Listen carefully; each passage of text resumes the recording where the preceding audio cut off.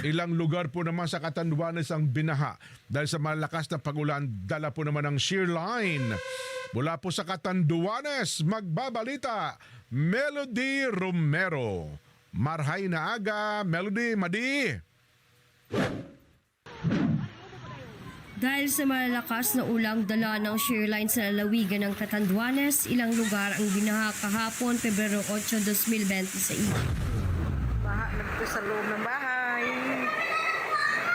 Sa bayan ng Panganiban, pinasok at nalubog sa tubig baha ang mga bahay sa barangay Santa Ana. Nagsagawa din ng evacuation and rescue operation ang MDRRMO Panganiban sa barangay ng Santa Maria at San Pedro dahil sa pagtaas din ng tubig baha sa nasabing lugar.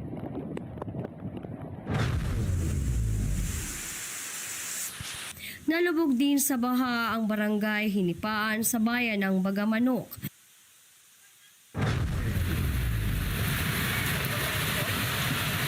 Nagmistulang dagat at nalubog din sa baha ang mga bahay sa barangay San Jose Oco, Biga, Catanduanes natapos umapaw ang tubig ilog at sapa doon.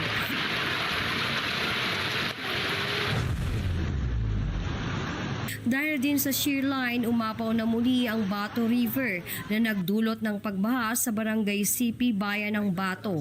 May naiulat ding 4 na bangka ng mga mangingisda ang nasira dahil sa malakas na daloy ng tubig. Parang mangyayari naman yung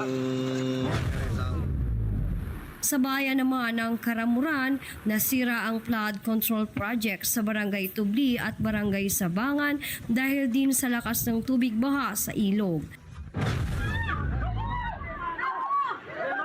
Samantala, isang bangkero mula sa Barangay Obo, bayan ng San Miguel, ang kasalukuyang hinahanap matapos tangayin ng rumaragas ang tubig baha sa ilog ng Barangay Obo. Ang mga rescuer naman na nagsagawa ng rescue operation na tinangay din ng tubig ay nakaligtas at natagpuan sa Bato River.